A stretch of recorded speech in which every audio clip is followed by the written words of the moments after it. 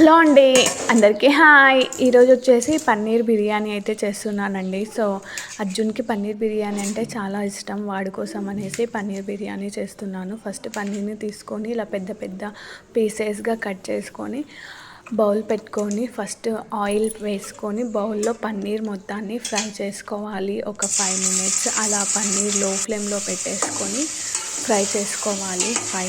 5 minutes తర్వాత paneer almost మొత్తం fry అయిపోయింది. నేను ఓన్లీ ఉప్పు కారం వేయకుండా వైట్ పన్నీర్ మాత్రమే ఫ్రై చేసుకొని పక్కన బౌల్లోనికి పెట్టేస్తున్నాను.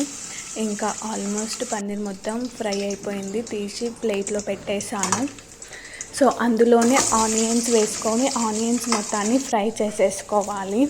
ఆనియన్స్ ఫ్రై అయిపోయేలోపు రైస్ కోసము వాటర్ పోసి అందులోనికే బిర్యానీ మసాలాలు, కొత్తిమీర, పుదీనా వేసేసుకొని సరిపడినంత సాల్ట్ కూడా వేసుకొని మొత్తాన్ని పొంగు వచ్చే వరకు పెట్టేసుకోవాలి. యూతలైతే ఆనియన్స్ మొత్తం ఫ్రై అయిపోయాయి. ఇంకా ఆనియన్స్ తీసి వేరే బౌల్లో వేసేసుకుంటున్నాను.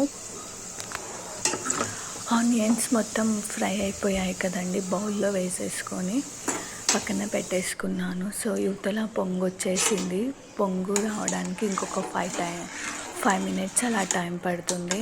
అల్లం వెల్లుల్లి పేస్ట్ వేసి సాల్ట్ కింద సరిపోయిందా లేదా చెక్ చేసేసుకొని పొంగు అయితే వచ్చేసింది. పొంగులోనికి ఇంకా రైస్ వేసేస్తున్నాను. ఆల్మోస్ట్ రైస్ కడిగి పెట్టేసి ఒక 1 hour అలా అవుతుంది.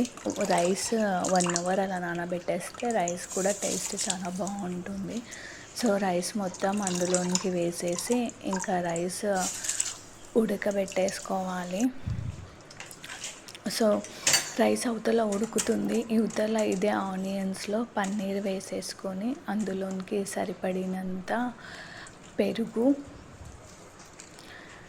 సరిపడినంత కారం, సరిపడినంత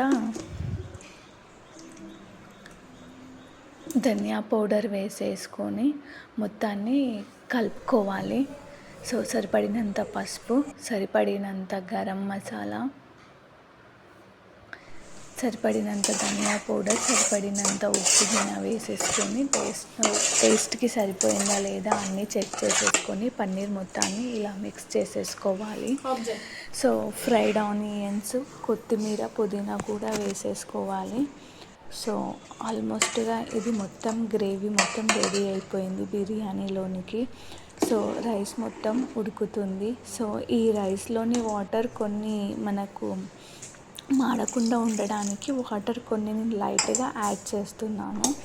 సో ఆల్మోస్ట్ ఇంకా రైస్ మొత్తం ఉడికిపోయిందండి. రైస్ తీసేసుకొని ఒక 2 layers లాగా బిర్యానీ లేయర్స్ లాగా అలా పెట్టేసుకోవాలి. సో నేను ఫస్ట్ లేయర్ కోసం అనేసి కొంచెం వేసాను, సెకండ్ లేయర్ కోసం అనేసి పన్నీర్ ట్యూబ్స్ గ్రేవీ పక్కన పెట్టేశాను. సో ఆల్మోస్ట్ రైస్ 2 layers లాగా వేసేసాను. ఫస్ట్ లేయర్ అయిపోయింది. సెకండ్ లేయర్లోనికి తీసి పెట్టిన పన్నీర్ మొత్తాన్ని మళ్ళీ అందులోనికి వేసేస్తున్నాను. సో వేసేసాక మొత్తాన్ని నీట్గా అనేసుకొని మళ్ళీ సెకండ్ లేయర్ రైస్ ఇలా వేసేస్తున్నాను. సో ఇంకా ఆల్మోస్ట్ 2 layers అలా కంప్లీట్ అయిపోయింది. సో మీదికెళ్ళి గ్రేవీ వాటర్ ఇలా యాడ్ చేస్తున్నాను. సో తర్వాత పైన మొత్తం ఫ్రైడ్ ఆనియన్స్ వేసేసి ఒక 15 minutes అలా స్టవ్ పైన లో ఫ్లేమ్లో దమ్ పెట్టేస్తే పన్నీర్ బిర్యానీ అయితే రెడీ అవుతుంది. సో నాకు 15 minutes అయితే లో ఫ్లేమ్లో పెట్టేశాను. సో 15 minutes అయిపోయాక ఓపెన్ చేశాను.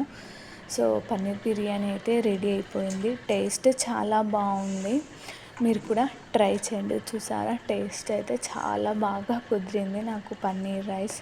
నా స్టైల్లో సింపుల్గా నేను చేసిన పన్నీరు బిర్యానీ రైస్ ట్రై చేయండి ఫ్రెండ్స్. నాకైతే చాలా బాగా నచ్చింది.